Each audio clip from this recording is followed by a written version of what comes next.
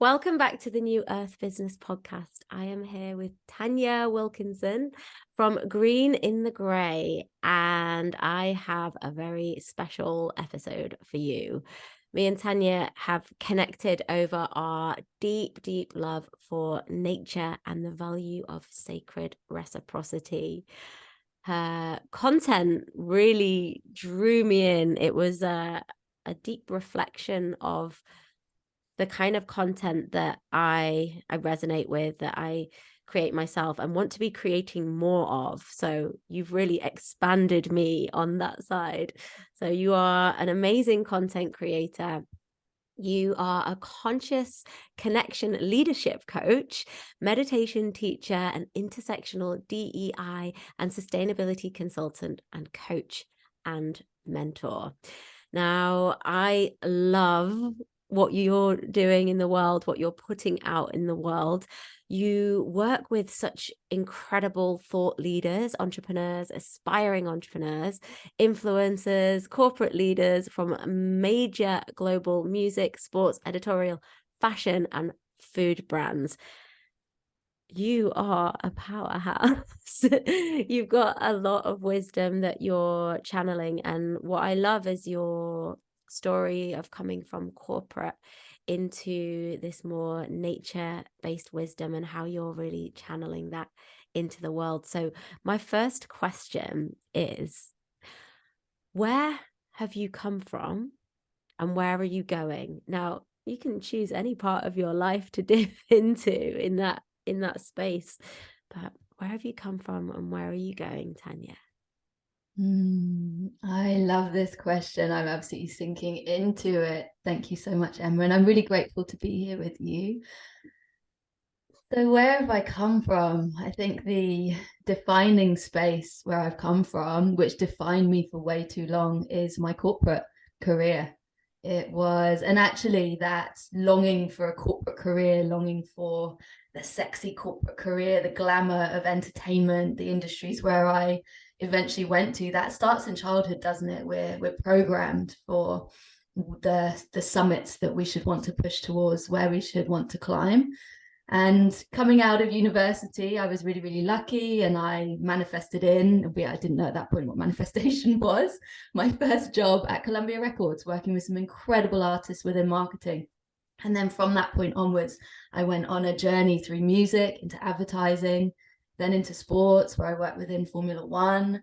And don't get me wrong, there was so much that lit me up on that path, but was it truly me? No. It was me through patterns and programming and perspectives of what life should be, of what success looks like. And I suppose where I then evolved to is actually before I started within Formula One, I started to reconnect.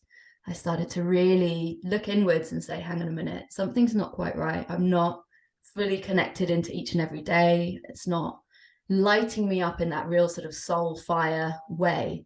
It's surface level, I guess, a veneer of joy, as it were. And I started to go on a really natural journey that continues to this day, because obviously our journey, our path into deeper alignment it's a lifelong, beautiful voyage of discovery. But actually when I went into Formula One, I then had just sort of certain moments where I just went, hang on a minute, again, I'm doing loads of traveling, I'm going to these amazing places in the world. And I had the same realization actually that I had when I left music. I was like, I just feel really great about this. And actually, this is a job where so many people will be queuing up around the block for it. I'm not excited. I'm actually going out to these incredible experiences and thinking about wanting to get home and thinking about wanting to get back on the sofa, get back in nature, get back to my life here and the things that really lit me up. So I went on a very purposeful journey of what lights me up. Let's reconnect into that. And through that, there were moments where I came back from a 2-week business trip to China. And I went, I need to go on a pilgrimage. I need to go to a forest. I need to find the nearest bit of woodland to me, close to where I lived at the time, which was in Brixton in South London. And actually, with my partner, we walked for like 90 minutes to get there. I was like, we're not getting an Uber. No, this doesn't feel right. And I got there and I just felt myself come alive. And I was like, this is it. This is true immersion. This is true nature connection. This is everything I want to feel each and every day. So that then ignited I guess my path as it would eventually take me out of my corporate world, my corporate programming. And yeah, that nature-led path just led me to connecting deeper into who am I, what lights me up, both inside work, outside work.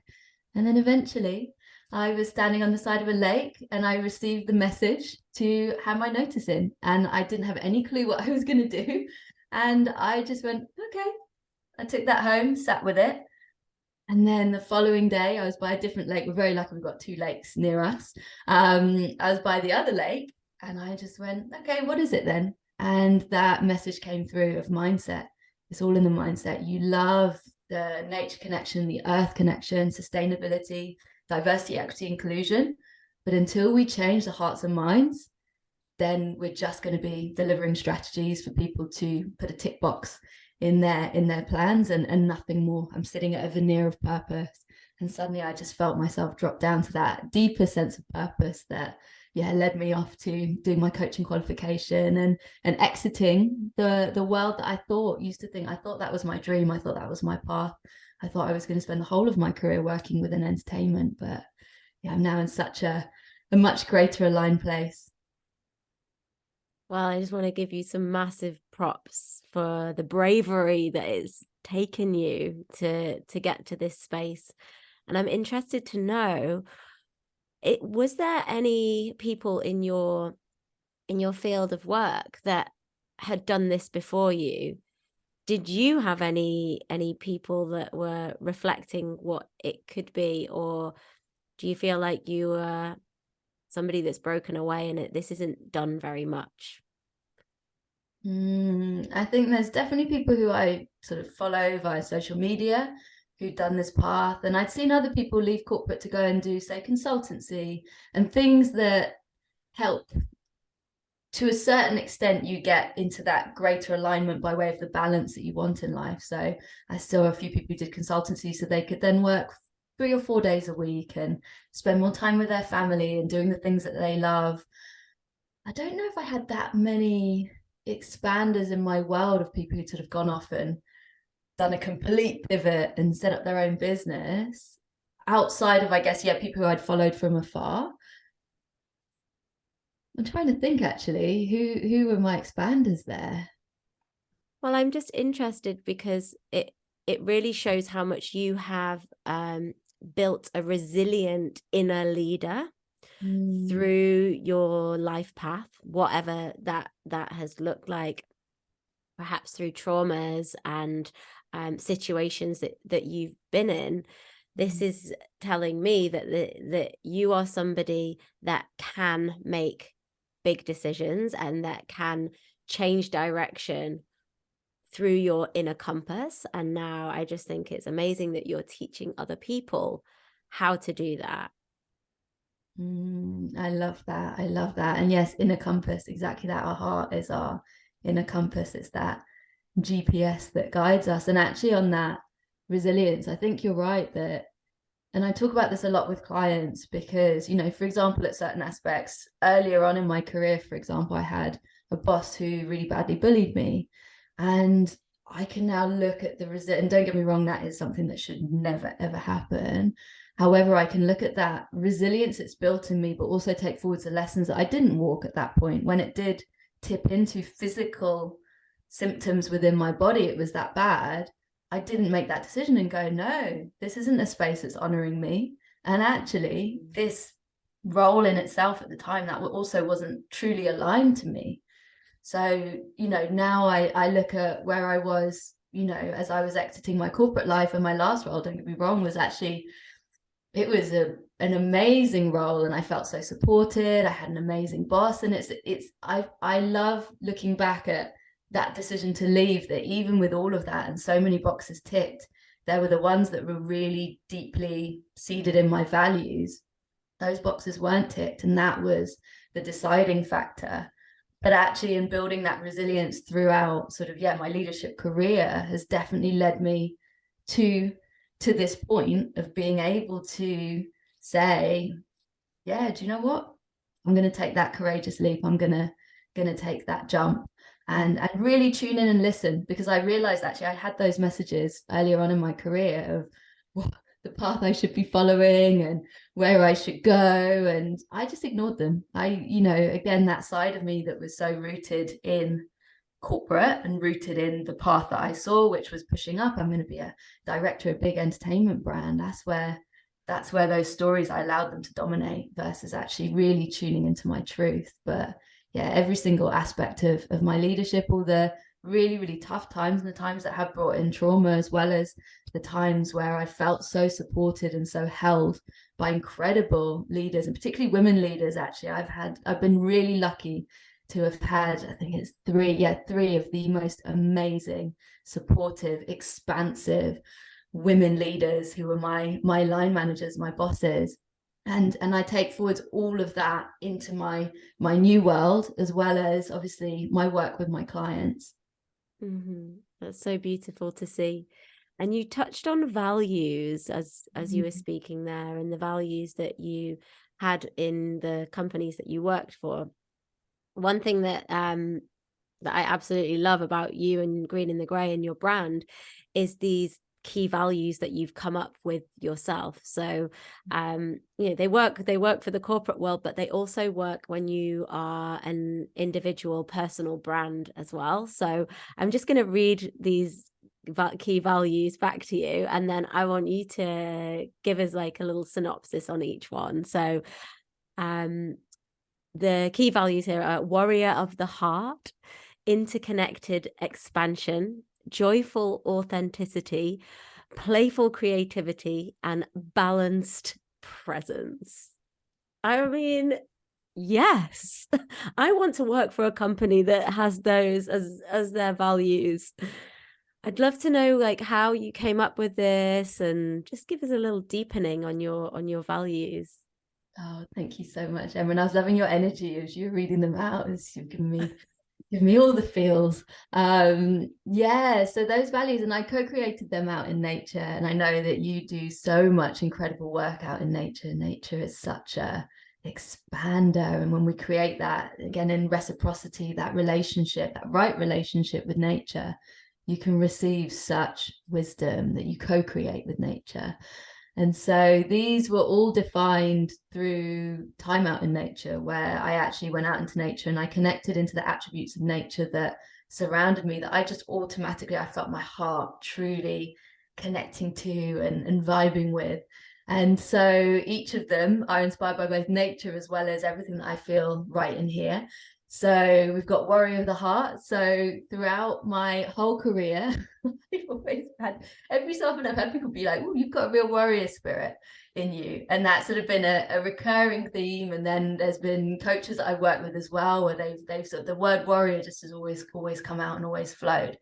And earlier in my career, particularly when I worked in advertising, I felt that, but probably from the wrong perspective. They used to call me Scrappy Doo, because I was a person who would get the results from my clients because I was just fearless. I would literally be like, let me at him, like going in to fight for my clients, and actually putting way too much of myself, if I think about personal boundaries and everything like that. And actually I had an incredible boss who just took me to a side and just talked to me about that, and actually how I could transmute that aggression, that anger, that sort of like wanting to, go in and have a verbal fight to get what I want, how I could transmute that into something that was so much more kind, compassionate, caring, putting myself in the other person's shoes. Like, for example, back then it was working with media owners. And actually, let's put myself in their shoes. While I might be looking at going, this is rubbish. What is this? Actually, let's look at them. Let's look at where they're coming from. Let's look at their editorial decisions. Let's look at their role. Let's look at how busy they are, etc., etc. So that's really stuck with me. And warrior of the heart is really around offering my compassion from a place of gentleness, as well as that fierce strength. So knowing that I'm going into fight, but I'm doing it from a place of grace, of generosity, of kindness, of compassion, gentleness, softness, and really knowing that actually, and I'm using, I think it's Peter Kelly's words, of we're all just trying to do our best in this life, no matter who we are. you know, so really trying to see it from that much more expansive and compassionate way. So that is warrior of the heart, is my first one that really underpins a lot or everything of what I do. Mm-hmm. Yeah. I love that. I also really resonate with the word warrior. And I feel like I'm really stepping into a warrior archetype in my life at the moment.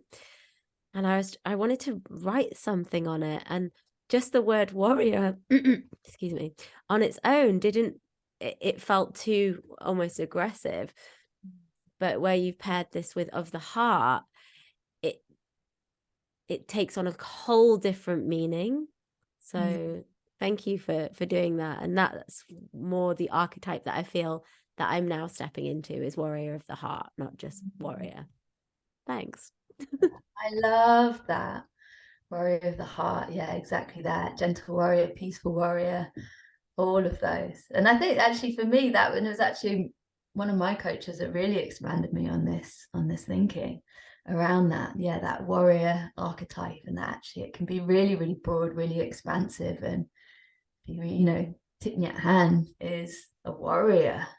Really Yes. embodies it. So yeah, and again, I think it's just that programming of what warrior means. And actually as well, you know, even in corporate, I actually think to a certain extent that side of me was really fueled by that, come on, like really extractive nature, results at all costs. We need to get this for the client, no matter who gets hurt, no matter who gets sort of pushed to work late, etc., etc. And if I look at that now, and I'm so grateful that I had an amazingly connected boss who took me to one side and said, this isn't the way. It doesn't have to be like this. I think that again in leadership is something that within those systems, more people just need to hear that message and really see it's kinder to ourselves, and then it's kinder to everybody around us, kinder to the planet. Yeah.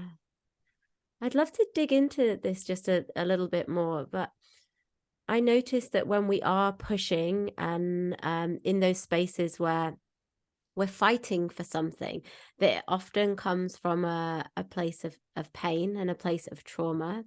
If you feel comfortable with sharing, is there anything that you can track back to in your life where you had to win in order to be accepted? Or... Yeah, I love that. I love that question. Yeah, just thinking into it. I think, and you're absolutely right, that pain, that trauma that's there. And actually, you know, if I think about sort of going backwards, even through the school system, it's so competitive. It's, you know, elbow each other out the way. And I was reflecting on this recently around sort of the lack of those projects where you're, particularly as you go further up through the school system, the lack of projects where you're actually working in that true collaboration and that sort of true reciprocity and everything, because it's all about who's top of the class, who's this, who's that, who stands out from the rest. Even when you, I remember, because I'm very short, I'm sort of like 5 foot, and I remember even going into assembly, it was in height order, and that becomes a competition. You know, the most simple things of where you're going to sit in the school. Yeah. It's a big old competition. And I think also for me personally, a big part of my work has been in my throat chakra and my voice, because there was definitely aspects that through that competition, it just shut down and went whatever, but actually would then erupt in anger, in frustration, you know, hit those walls, and it had to flow somewhere, so it just flew out into the world. And I think there's something in that of sort of the power of falling into compassion, into collaboration, into connection, and what that can allow to flow through ourselves, us being able to speak our truth, us being able to hold space for others who are speaking our truth. And I think, yeah, there's so much in the systems within which we exist and within which we grow up that just don't allow that, when you've got so many hours that are spent in school systems that are built on that kind of, you know, hierarchy. Yeah, like a pyramid system. Who's going to be on top? I was not somebody that ever fitted into that system at all. I struggle with dyslexia, dyspraxia, ADHD, and concentration, and really excelled at like drama and art and dance, but never felt like that was good enough. And I think that stayed with me for so long. And now even in the job that I do now, I have like such a creative flow that wants to come through me. But I'm always brought back to this, oh no, I've got to be more professional, or I've got to be more kind of corporate for people to trust me, for people to spend money with me. And this is like a way old age limiting belief that's been created, I believe, by the school system and by my parents' parenting, like that, not seeing this alternative career path as being something that is valid. And in order to be successful, you have to have a job that's bringing X amount. You have to have bought your own house. You have to have, there's a list, isn't there, of all, there's the tick list of all the things. And I believe with New Earth Business, and what you and I are both doing, is we're breaking down those boundaries, and we're breaking the old systems to bring in a more heart-centered, warrior of the heart valued system that takes its principles from nature. So big high five to us, basically.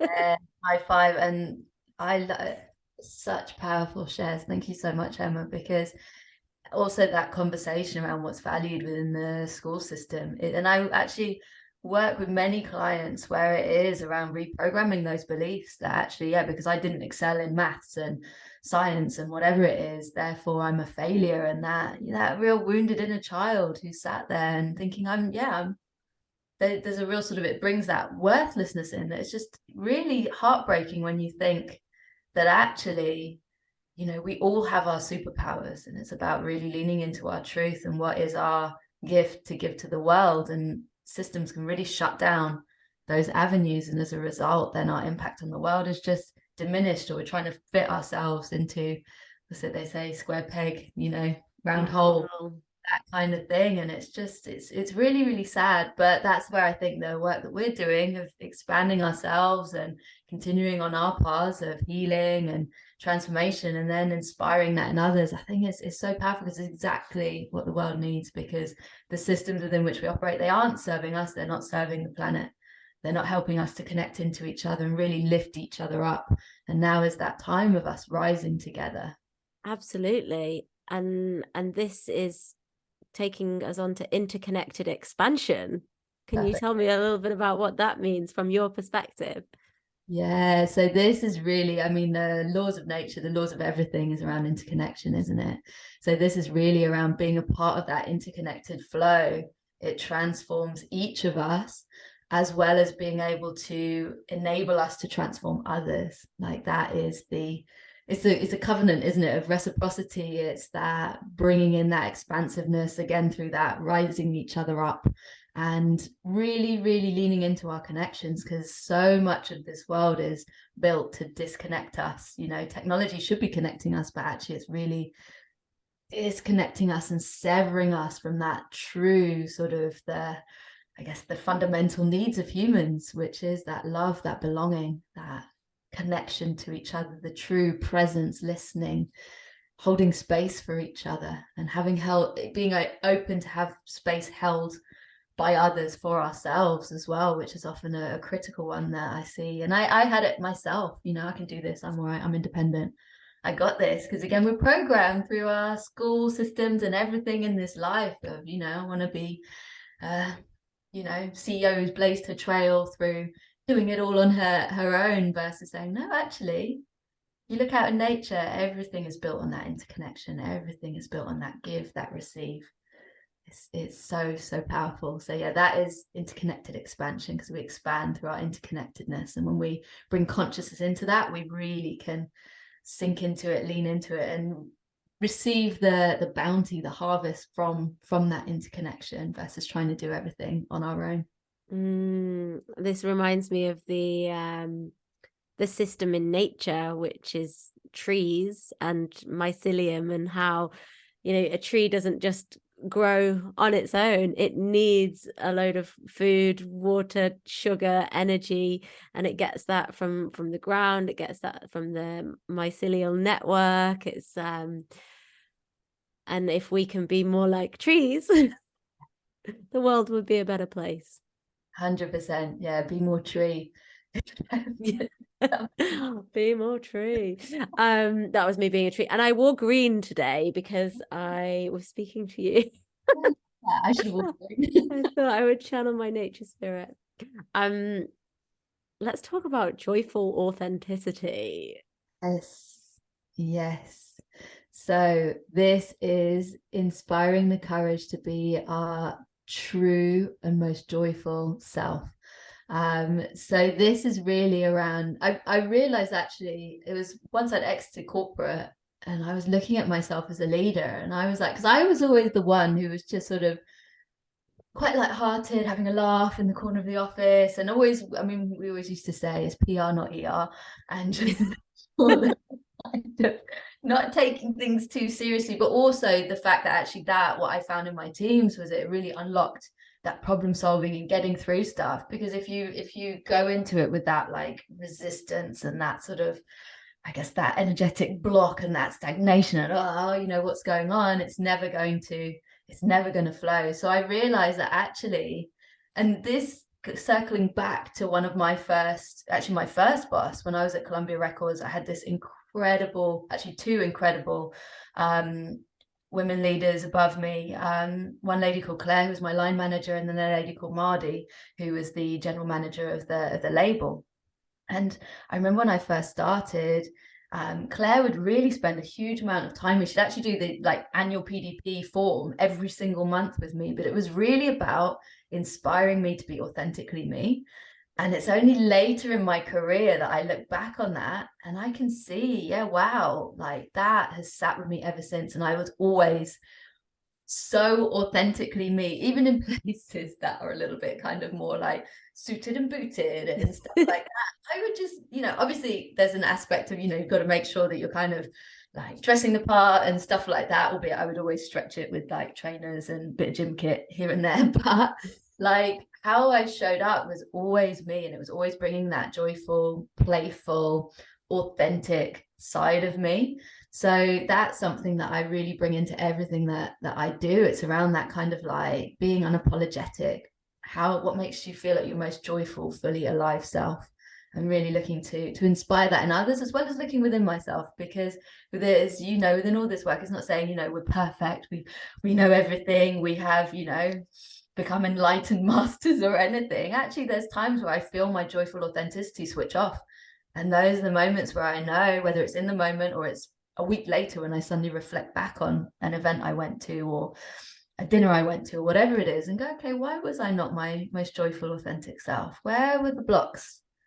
How can I, just start to peel back that next layer and really inspire myself to be my truest self as much as I possibly consciously can. And how would you go about that? Let's say if one of our listeners is perhaps in a period of their life where they've lost their joyful authenticity, or perhaps they've never been able to connect to that. What would your advice be?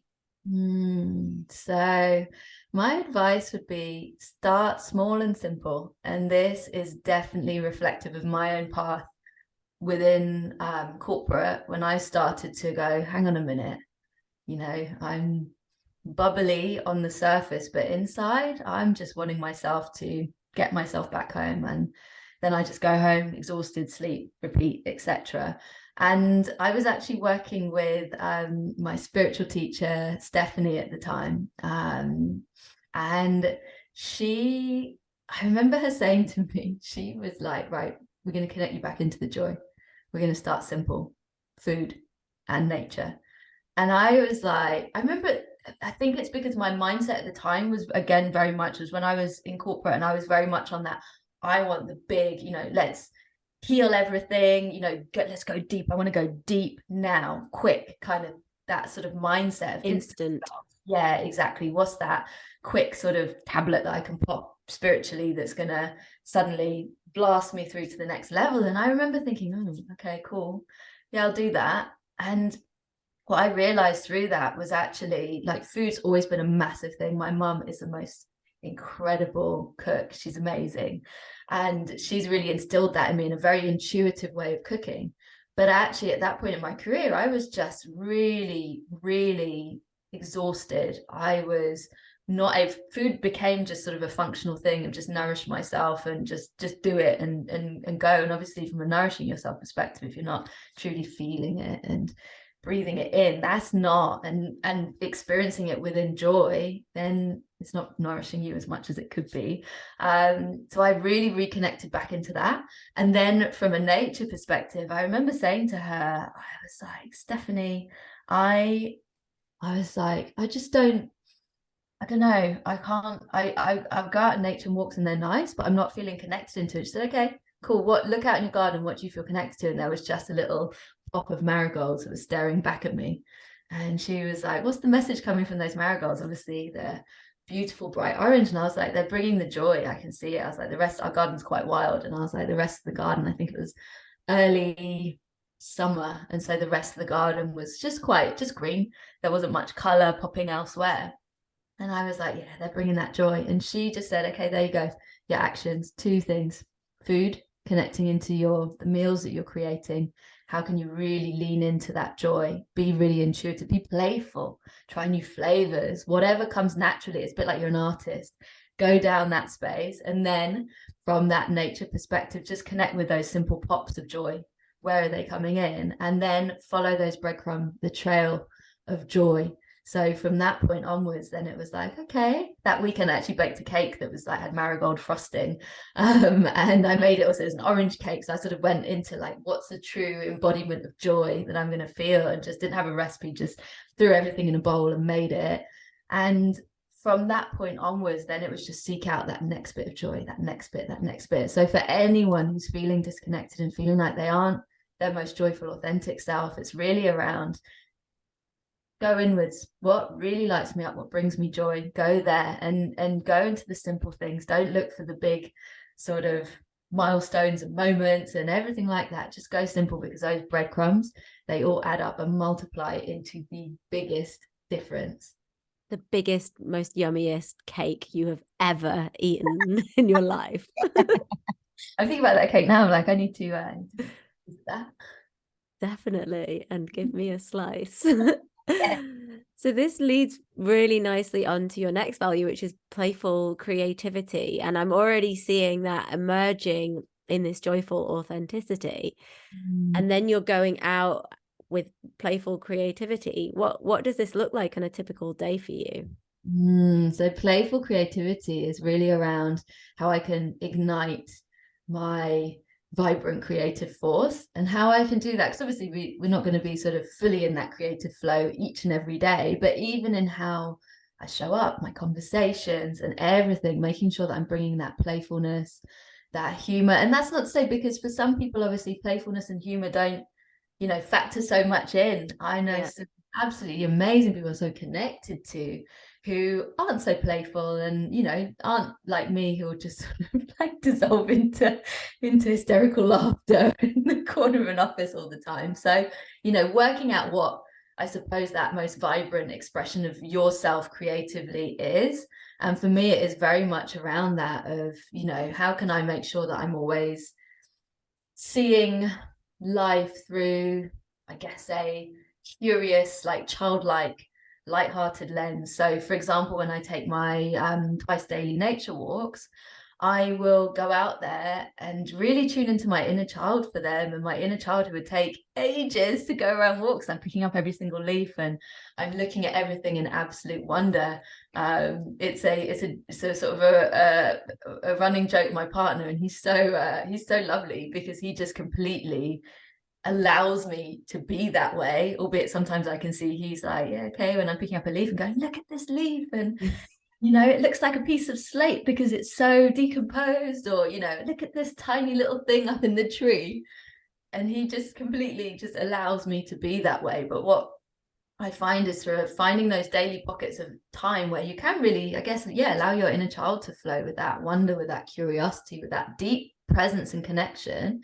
Then from that, all of my creative ideas just flow. So it's then when I have an idea out in the woods, it's okay, cool, let's go back home. And again, what's my playful creativity? Get the Sharpies out, go nuts on a piece of paper, see what flows, and just let it be whatever it is. And sometimes I've got that side of me that comes in, that, you know, inner critic or part of my psyche or my ego, wherever it is, it's just going, oh, what's that idea, like, come on, like, that's not, again, to that point around, that's not corporate, that's not serious, that's not what we should be doing. Those shoulds come in, and I'm like, nah, okay, I'm just gonna leave this here. Normally like a little candle next to it and leave it. More often than not, I come back a few days later and I'm like, yes, this is awesome. And then I just allow that next creative flow to come in. But everything that I do, it's all about not forcing it. Throughout the whole of my career as well, that my creativity's just come through. Like, yeah, when I worked in sports or music or wherever it is, I just get hit with these ideas and I'd be like, all right, let's clear some space. Let's go, let's explore it. And I think as soon as you try and sit down and go, I need to write this, or I need to create that, and don't get me wrong, sometimes you have deadlines where we absolutely have to hit those deadlines, but if you can just allow it to flow and like that seed to germinate at the time when it's perfectly aligned, it's so powerful. Yes, aho, sister. That is that is the way that I wish that I could always work. I definitely get caught up in the trap of forcing often. And sometimes, like, this happened to me yesterday. I was actually in a creative flow yesterday, and it felt good. And I knew that the outside was calling. I knew nature was like, me, come and see me. And I ignored it. And I'm not going to do that today, because I know that when we have space from our ideas, from our projects, exactly what you said, when we get to be curious and we get to be childlike, and we walk slowly and we taste and we touch and we use our senses, then coming back to that project, there's always so much more juice and information, and the creative flow just flows so much easier. But I think what I'm trying to say is it's so easy to forget. And I don't want anyone to think that they're bad or wrong by staying inside, because, you know, there's times for that as well. And we get to go outside, and that is an option for when you need it. And sometimes it's just about creating that habit again and remembering what it feels like outside, remembering the texture of the air, of the mud underneath your feet, of the sounds. So, 100%. And to that point as well, because I have it where I have weeks where I go, oh my goodness, I ignored every single prompt, tick, all of that was going on inside me to say, get outside, slow down, you're back in your old programming. And actually, and regardless of whether, you know, like us, you've got sort of for me, it was a 14-year corporate career, or if you've had a 0-year corporate career, whatever it is, again, that conditioning is deep. It's there. So it's being compassionate. I always talk about that with my clients, like, be compassionate to yourself. This is not kick yourself around the block to say, you know, why did you do that? Why didn't you listen to your intuition or follow that creative idea? And even in founding my own business, I've had so many different sort of things that have felt like false starts because I was trying to force that creativity. And I still have it where I suddenly will look back at something and go, oh, wow, yeah, I really didn't do that from that place of playful creativity. And as a result, okay, I'm just going to close down that creative loop and let it go, because I know that that's not in alignment. So 100%. And I think that is, it's all about just understanding your rhythms, but also understanding we're human, aren't we? And also we do sometimes have those deadlines and other stuff and pressures that have to play in. And actually sometimes really brilliant work can come when you're going, oh my goodness, I need to get this done by this time. I also have amazing playfully creative sparks that suddenly I'm going, why did this deck not write itself like that in the 3 days that I was staring at it? Why is everything just flowed in the last 45 minutes? So yeah, it's about being compassionate to yourself and just tuning in and knowing sometimes you'll be in flow, sometimes not, and actually take the lessons from those times when it's not and say, exactly like you shared, okay, I'm going out in nature today and prioritizing that. And I really like what you said about lighting a candle and leaving it with your idea. That's so, I'm going to do that. It's so beautiful. Oh, I love that. Yeah, love to bring in a bit of light around it. So the final value Yes. is balanced presence. What does that mean to you? Yeah, so balanced presence is twofold. It's very much around mindfully balancing myself from within, but also being able to, through that embodiment, mindfully balance what's happening on our planet and being able to offer myself through grace and presence out into the world. So boundaries is obviously a big journey that a lot of us have been on, and particularly in that sort of, I guess, that reprogramming from the kind of the corporate grind culture. And actually realizing that in that kind of, I guess, that whirring energy that I used to exist in within corporate. And if I look at myself as a corporate leader and managing big teams and those sorts of things, and I realized how that energy and that sort of way of being in that hamster wheel really took me away from that deep mindful presence for my team, as well as absolutely obliterating boundaries and having sort of health impacts on myself, etc., and also not being there to listen to myself. That's again where I really didn't tune into those messages, and also the real kind of critical message from my body, where my body was just saying, just stop, we need rest now, we need to just be in stillness, and actually a weekend is never enough, we need more time to rebalance and reset. So this is really around sort of my ongoing journey. Again, all of these values actually are very much rooted in ongoing journeys, because those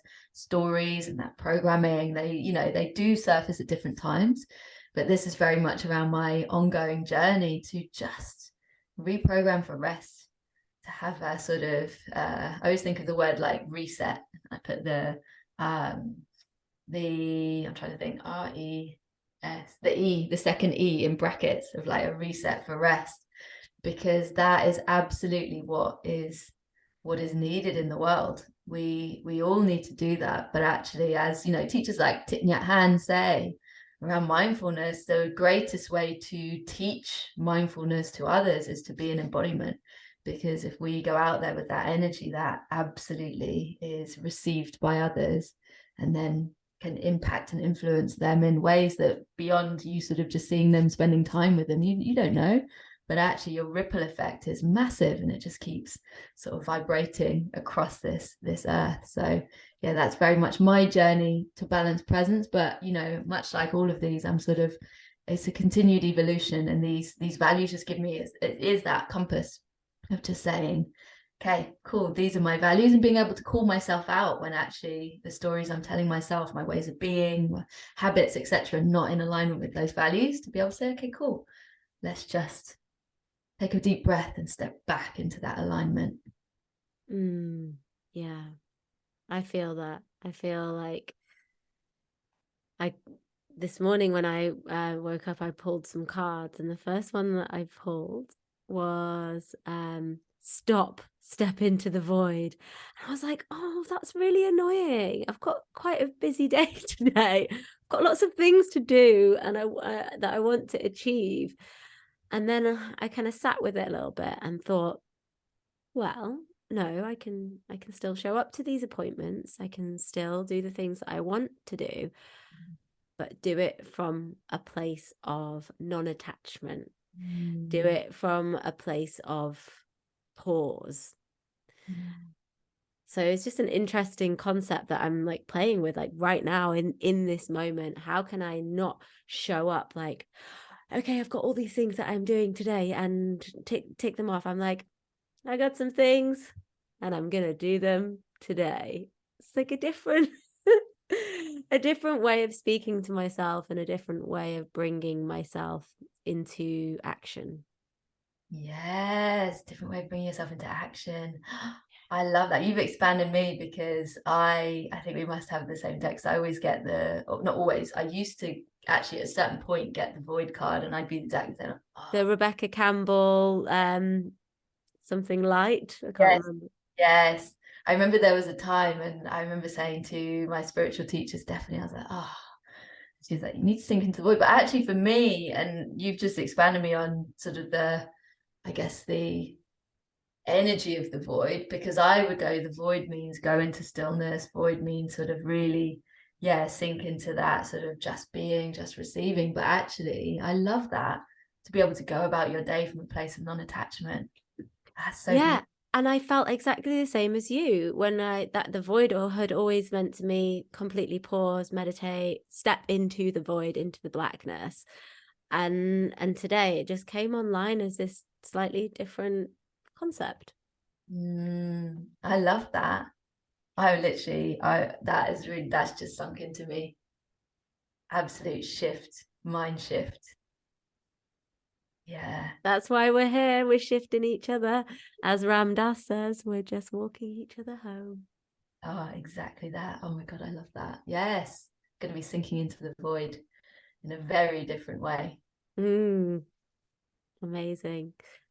So I want to shift gears a little bit and talk about your content, the content that you create, the way that you share, the way that you speak, the speaking gigs that you get. Because I know a lot of people that listen to this podcast are thought leaders, they're creators, they're visionaries, and some of them are doing it and they're out there, and some people are getting to that point where they're ready to share, or maybe not quite there yet. And I love your Instagram feed. It is a wealth of knowledge. When I first connected with you, I had a really good look at what you were sharing, and you are embodied authenticity.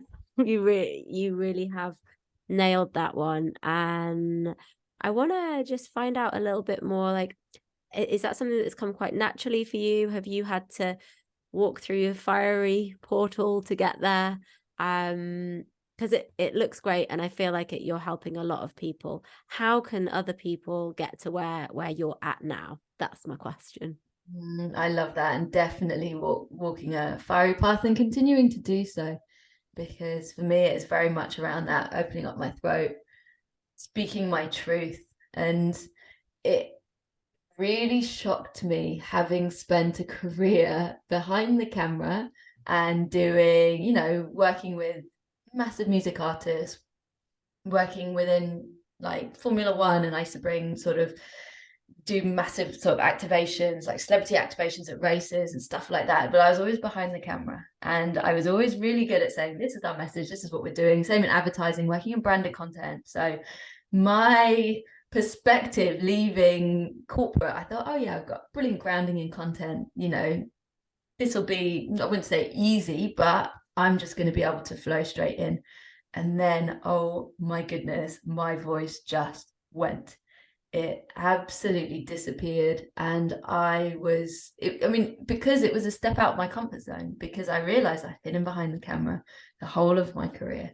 And even sort of during my career, I'd done a few kind of panels and speaking gigs and interviews and things like that. But actually, more often than not, I realized I denied them in myself. So I'd hide from them, and I'd always hide behind that narrative of, I'm busy, I'm too busy, my job is full pelt, I'm working ridiculous hours. No, I'm not going to invest that time, because that's precious time to me. So, but I realized that was a story that was playing out. And actually, when I started my business, I realized again, I started hiding. I was hiding behind too much stuff to do. I'm trying to set my own business, trying to get my clients, albeit obviously, being visible is critical in attracting in your soul aligned clients. So it's been a really, really incredible, but really probably the most uncomfortable journey of my life has been speaking my truth and getting comfortable with doing that in that sort of very public space. So I think for me, there's a few, I'm trying to think, I'm thinking back to my journey. there's a few different aspects that have really, really helped me. One is really, firstly, it's avoiding the comparison club, because particularly if you're an entrepreneur, whether you're a coach or a healer or anyone in an industry where it's obviously really, really loud on social media. So I suppose the first area where I realized that I went on a detour that was not aligned to me was comparing myself to what others were doing. And suddenly 3 months down the line, I was looking and going, oh, my social media messaging is basically a conglomeration of other people. And what I think, again, it comes back to those shoulds. I was doing my social from a place of I should versus actually from a place of this is me. So the first one was, and I know obviously you're within yours, I love your social content, but also I think the way that you've kind of strategized around what serves you best by way of sort of not having loads of coaches sort of in your algorithm and stuff like that, I think it's so powerful, because that comparison club can really take ourselves away from who we truly are, our true authentic self, our true authentic spirit. So first one is, try, albeit I still get pulled into the algorithm. I still look at other people's stuff, and then suddenly we'll write a post, and then afterwards 2 weeks later we'll look back at it and go, oh, that wasn't from me, that was definitely from someone else, that was someone else's story I'm bringing into it. So the comparison side is an ongoing journey, but I'd say that's something just to bring consciousness in, and to look at who is expanding you, and are they truly expanding you and allowing you to be expanded in your authenticity, or are they bringing in pressure because you've got a bunch of, I don't know, money mindset coaches who are telling you that you should be pushing to a 7-figure business and all of this stuff, that the noise that's going on. Actually tune into where your values are, who is in true alignment, and actually just try to not compare and just forge your own path. Trust that your mission, your purpose, your values, if you're doing it from that place of your inner compass, that is all that matters. I think secondly, that values work. So my values actually came, again, it was about, I think maybe 9 months after I started my business. I had a value set, but they were kind of, the I guess that more typical thing of, the values exercise where you like tick off what you resonate with, that sort of thing. And they were serving me, but they weren't serving my real sort of heart and my soul. And really doing that deep work, and nature is the most perfect expander for it, to be able to understand your value set at that real sort of deep embodied level is really powerful, because that gives you an inner compass. I've literally got my value, they're just written here.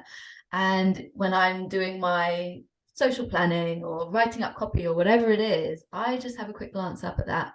And again, sometimes I forget, because sometimes I just go for it, but that's my guide. And I look and go, okay, does this tick off on any of my values? If it doesn't, then it's not in the right space. It's not authentically me. And I can just, close that creative loop, let that one go. So the values work is really, really powerful. And that's something that I guide a lot of entrepreneurs, and actually people who work in corporate and are trying to kind of understand who they truly are on that nature-based journey, through to understand what are your personal values. And then it's, okay, how can we take that compass and apply that into your life? So definitely having strong values is a really, really, really powerful one. And I think also just on the sort of stepping out of your comfort zone, I think speaking your truth and sharing, particularly if you've come from a space where you're not sharing yourself. In corporate, you're behind a mask, and you're behind the mask of that brand as well, on top of all the other work masks that we have. But actually, it's being able to really sort of, I guess, accept and lean into the healing journey that comes through putting ourselves out there. That has been one of the, as chatting about this with someone recently, that my social media journey has really transformed me as a person, and how I step on stage and speak my truth, and all of that side has been fueled by, I guess, taking that kind of compassionate warrior spirit out there, but appreciating and accepting that actually, when I was at school, when I was at university, throughout my corporate career, I wasn't able to bring all of me. So it is going to take time. And actually, again, where there's so much noise out there of, if you're not doing this funnel, if you're not doing X, Y, Z, and do this, and that's going to be the magic bullet. Actually, if you see it as that journey, that transformational self-development, beautiful spiritual path, it can just unlock so much, but also can just take that pressure off of yourself. Because I realized that I was really governed by the sort of the stuff I'd seen of, coaches who'd built this in 6 months and and I was thinking, and then I came back to nature and I was like, that's not really very aligned to natural systems. Like, I need to start my business in winter because I'm polishing that seed, because I'm going inwards, because I'm really strategizing, because I'm tending to the ground, I'm getting all of the conditions right, and then I'm going to ease myself into spring, and then summer will come and it will flourish, but it's not going to be forced. And that was something where, and don't get me wrong, it's not like I flowed into that naturally, and I still have those moments where I just want to go into perpetual summer and exist there. But it was again that realization that actually I don't need to be sort of, I guess, blasting through to, spaces outside of my comfort zone that are, too many steps in one, if that makes sense. It's a much more organic, much more natural journey that actually has opened up so much more authenticity than if I went, right, this is my corporate-led KPIs, this is what I need to do, this is how I'm showing up, and I'm gonna tick all of them off.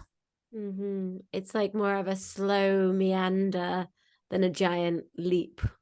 Yeah, 100%. And that's just, I think that's so much more, I mean, you honor yourself so much more through that, but also that transformation that comes from it. I'm so grateful that both from my social media content as well as my speaking gigs, that actually just being able to have that space to integrate, take forwards the lessons, to understand that reflection. I did a talk, my first talk actually last year, that where I really shared my personal journey through nature, out of corporate into founding my own business. I went and I did the rehearsal before, and my words just left my body. I was like, I panicked as well, because I'd memorized a short talk, 3-minute talk, and I'd memorized it. I was like, I'm gonna do this like a TED talk, I'm gonna memorize it, I'm not gonna look at any notes. I knew it was there, but in that moment I thought, oh yeah, stage fright, cool.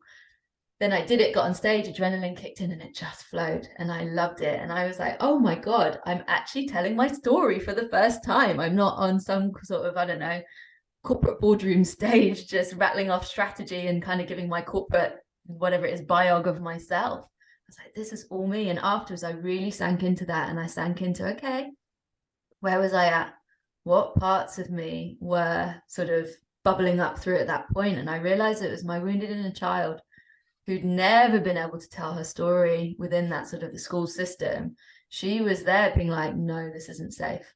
We can't be all of ourselves on the stage. And just being able to look at it from that perspective, as well as then taking the, I guess, the functional lessons and even better ifs and all of that stuff beyond it. I think it's so powerful. So powerful. Thank you so much for sharing your story here, because often when people are listening to podcasts and they're seeing two people chat very openly, confidently about topics they love, there's this, or I've thought this before then, that, oh, these people are just like that, and wow, I wish I could be like that too.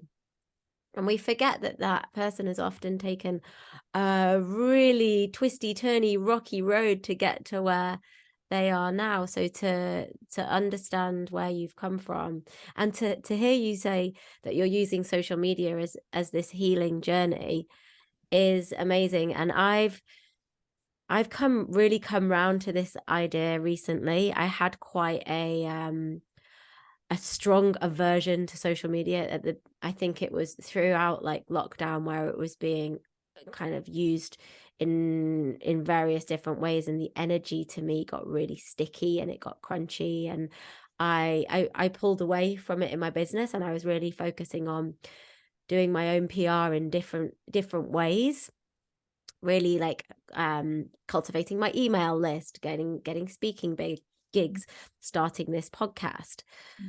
But actually, the more I reflect on it, the more I realize that I've been spooked by social media. I'd been scared about sharing my truth and about showing how powerful I really am on social media. So I kind of like pulled away a little bit from the video chats that I would do, and I unfollowed everybody, which I still am currently unfollowing everyone. That's soon going to change because my concepts and my inner world is shifting. And I'm currently doing a like public speaking course, which it's really interesting because this course it's partly for people that literally have not even sent a voice note. Whereas I'm somebody that can speak on stage really comfortably. I can do my podcast, but for me it's the video bit with the speaking where I shut down. So similar to your story, I've always been behind the camera, and I've loved making films. I used to have my production company, and even as a kid I would get my sister to do the performances because I thought she was a better singer, better dancer, looked better than me, and it's like, yeah, let's focus on somebody else. And so when I was doing my degree, and it was like a film degree, I went to do my final project, which was a documentary, and suddenly the camera got turned on me and I had to like present something. I just froze, similar to you. It was like, what, where do I go? Because people can see me and they can see all of me, and they're going to judge me and think this and think that. And I went right back into that place where I was bullied at school for the way that I looked, the way that I moved, the way that I danced. I was a very good gymnast as a kid, and I got totally bullied by people at school because I could do backflips. And that has me doing backflips in the playground at school, and a group of girls outing me from my friendship group because of my talent, because of my power. It runs so deep, and it runs into I can't show up as my truest, fullest expression. And so as I'm going through this course, and there's lots of like lovely journal prompts, I'm surprising myself. I'm like, what is this still in here? Am I still dealing with this? So I'm just reflecting on this journey of being seen, and I'm using social media now as a healing portal. I have changed my relationship with it completely, and the content that I'll be putting out there is this radical, honest, authentic, powerful, warrior-esque content that is giving no fucks, because I can't do it anymore. I'm nearly 40 and I've been quiet for too long. I love that, Emma, and obviously giving your inner child a big hug, because that's horrible. It's those stories that of the past and those experiences. And I think my coach Mel Maurith, she said to me, we were talking actually about my inner child and sort of that fear that grips me, and she's like, you know what, when you go on ever bigger stages, she may well be there. It's just, we just got to hold them close. But I love that healing journey for you, and knowing at each point, obviously that served you so powerfully to unfollow everyone. And I am in awe of you, because there's that part of me, that kind of people pleaser, and also that FOMO part of me that's like, oh, could never let go of everybody that I follow, and that kind of the feed and stuff like that. And you just go, oh my goodness, like it's that ongoing journey. But for you to be at this point now, to unleash yourself so authentically on your socials, like you're inspiring me of actually, how can I lean more into my warrior of the heart? Because 100%, even now, there's definitely, I talk about this a lot with the incredible lady Anna, who supports me on my social media, and just sort of getting that kind of strategy all worked up. And again, this is the sort of thing that I should be just comfortable with and just able to do. But again, it's looking for where we need those support and those people to expand us in our path. Because I do say to her, kind of when we're going through my content calendar, and I'm like, I just have a feeling that I'm not really pushing myself to where I need to be. And every time we go a little, it's another kind of little step up the path, another step up the path. But I love it because, yeah, for all of us, if we can see ourselves heal and transform through our content, then inspire that authenticity in others. Mm-hmm. Powerful. The terror barrier, I've heard some people call it, like leaning into that terror barrier. If it scares the hell out of you and it's safe, like you're not going to get hurt, do it. Yes. Have a go. Yeah. Lean into that spiky edge until you feel that inner child wound come up, and then go through the process of reparenting, or find that coach that can help you move through it. This is why we're coaches, right? Yeah. We wouldn't be in business if we did it if we didn't connect with this in ourselves, and know that this speaking in front of the camera edge for me, that's why I've paid money to do a bit of a course on it, even though part of me is like, Emma, you don't need this. You get on stage and you can speak, and you do not have a problem speaking in front of 1,000 people on stage. I don't. But speaking in front of a camera, going out to social media, for some reason, is different in my head. So I'm leaning into it and I'm blasting it open. I'm gonna find out what is behind it, and I'm gonna heal her, and I'm gonna love her, and I'm gonna, like you said, take her with me. Yes, I love that. I love that. And you hit the nail on the head as well around that, is the power of working with coaches and signing up for courses and that sort of continued self-development, because actually my coaches have always been that really uncomfortable mirror as well at points where I'm, defaulting back into that old patterns and programming. And I do it with my clients as well. I think I love it when those moments come up and I'm like, oh, I can see that you're not quite in alignment. So I'm going to ask you some questions and let's push through. Because actually without them, I mean, I shouldn't be calling myself a coach if I didn't have a coach, let's be real. But if I'd taken the decision to not have any coaches and set up my own coaching business for argument's sake, I wouldn't be where I am, because it's that journey. And I think, again, that's where it comes to that energy exchange and that interconnection of actually being able to journey in this way with another human soul who's on their own journey and their own path, and maybe a little bit further up the path than you. I think it's the most powerful thing. And I think for any entrepreneur, and actually anyone in business, the business leaders that I work with, I'm like, I wish I had a little bit of coaching through my corporate career, sort of from the work side, but not that much. And actually it was more then, as I was planning to exit, that I then lent into it from a personal perspective. But I really just think it's the most powerful thing that you can do, because it really does just bring that conscious connection into yourself and help you to really get that sort of inner GPS, I guess, like beeping and going within you and guiding you, and having someone there to be able to say, hey, hang on a minute, I don't know if this is, let's just look and see what stories are going on underneath this, because this feels like it's not in alignment with your truth. Yeah, definitely. The reflection is so powerful. Yeah. So talking of coaching, how can people work with you? How can people find you and get to experience your medicine themselves? So my Instagram is probably the best place to find me. So it's at Green in the Grey, all in one.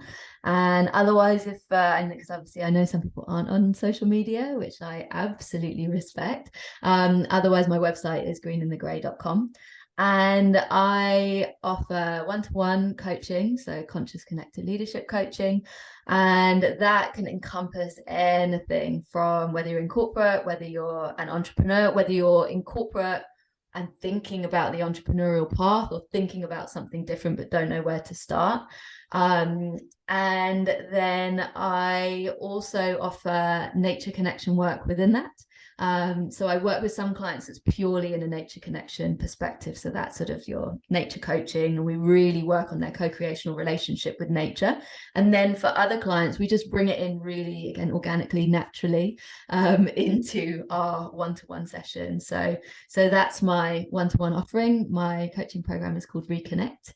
And then for anyone who just wants to get a taste of working with me for free, I also have a monthly workshop that's called Earth and Light Sessions that I offer. It's on the last Monday of every month. You can sign up via my website, and that is very much around coming back to the interconnectedness, coming back to the whole, and really rooting in through nature connections, obviously the earth side of it, as well as how we ignite our inner light and our light, our beacon of light, that an energy that sort of ripples out into the world. So if anyone wants to come and experience that, that's a monthly workshop, and obviously I would love to see anyone there.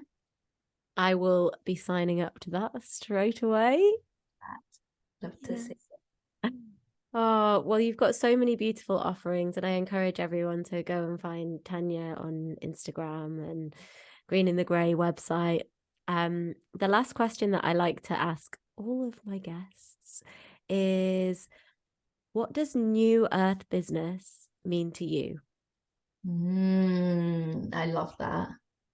I mean, I love the name of this podcast. Firstly, whenever I listen to your podcast, I really sink into that energy. It's like, yeah, you are an embodiment of New Earth business. I'm so grateful to you as an expander for me. Honestly, I just think this is the energy, even in this conversation, the connection that I feel is, you don't get this very often over Zoom. It's very, very different, really deeply rooted and deeply connected.